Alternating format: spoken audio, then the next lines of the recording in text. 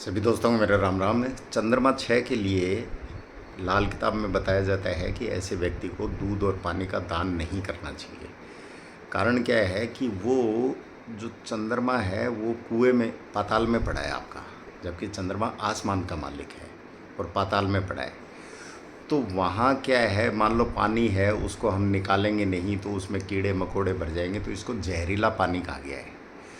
तो इस तरीके के चंद्रमा का अगर हम दान करना शुरू कर देते हैं, ऑलरेडी हमारे पास चंद्रमा वैसे ही कमज़ोर है और हमने दान करना शुरू कर दिया, तो वो हमारा जो ओरा मंडल है उसमें से जो चंद्रमा की कांति है, जो चंद्रमा का जो ग्लो है वो भी चला जाएगा, चंद्रमा का नगद धन है वो भी चला जाएगा, चंद्रमा की जो मानसिक शांति है वो भी चली जाएगी, चंद्रमा के जो वाहन के सुख हैं वो भी चले जाएंगे, चंद्रमा के जो घर के सुख हैं वो भी चले जाएंगे।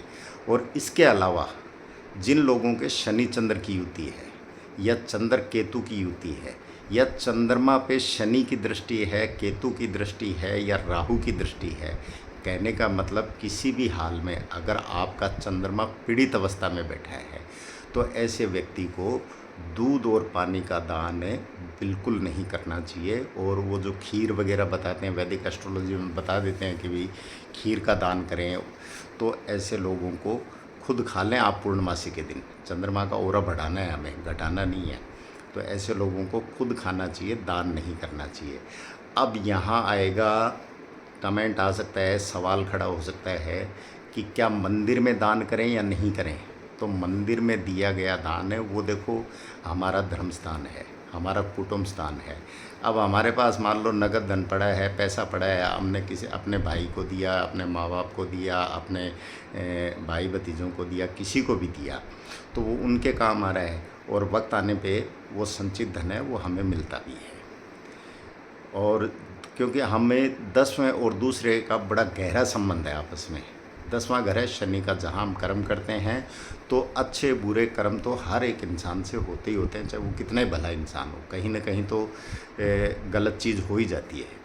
तो वो जो धर्म स्थान में थोड़ा बहुत लगाया जाता है, यानी वो बृहस्पति का घर है, दूसरा घर धर्म स्थान है और 10वां घर है शनि का। तो धर्म और कर्म का पलड़ा बराबर रखने के लिए वहाँ अगर आप दूध पानी का दान करते हैं तो वो दान नहीं माना जाएगा। और वैसे भी ईश्वर के दरबार में हम खुद भिखारी होते हैं, तो हमारी इतनी हैसियत नहीं होती कि हमें जिस भगवान को हम मानते हैं, ईश्वर को मानते हैं, जिस शक्ति को हम मानते हैं उसको हम दान देने में सक्षम हों। वहाँ तो हम खुद मांगने के लिए जाते हैं। वो बात अलग है कि लोग करोड़ों मांगने के लिए 10 रुपये चढ़ा देते हैं। मैं तो कहता हूँ पैसे भी नहीं चढ़ाने चाहिए। आप कोई ग्रह की वस्तु चढ़ाते हो तो वो जिस ग्रह की, मान लो आपने नारियल चढ़ाया तो वो धर्मी हो जाएगा राहु आपका। नारियल जो है वो शनि राहु को रिप्रेजेंट करता है, तो ये ग्रह आपके धर्मी हो जाएंगे। आपने दूध चढ़ाया तो चंद्रमा वहाँ उच्च का हो जाएगा। अगर आपने पानी, जो शिव जी के जल चढ़ाते हैं, पानी चढ़ाया तो चंद्रमा आपका उच्च का प्रभाव देने लग जाएगा। अगर आपने चने की दाल चढ़ाई या पीली चीज़ें चढ़ाई, फूल चढ़ाए, फूल मान लो बुध के हैं तो आपका बुध भी अच्छा फल देने लग जाएगा। तो वहाँ दी गई हुई चीज़ें कभी भी नुकसान नहीं करेगी। और बाहर हम जो सार्वजनिक देते हैं, जो वो 11वां घर है इच्छा पूर्ति का, तो वहाँ उस चीज़ का बंटवारा करना चाहिए। जो पाप ग्रह है, जो ग्रह पीड़ित कर रहा है, उसको जनता में बांटना चाहिए 11वें घर में। और जो चीज़ हमें औरा को बढ़ाना है वो चीज़ हमें खानी चाहिए, पहननी चाहिए और मंदिर में देनी चाहिए, तो वो हमें ही वापस से मिलेगी। तो जिन लोगों का चंद्रमा पीड़ित है किसी तरीके से, या छठे घर में पड़ा है, या शनि चंद्र राहु की दृष्टि में है, तो ऐसे लोगों को दूध पानी और चंद्रमा से संबंधित चीज़ों का दान नहीं करना चाहिए।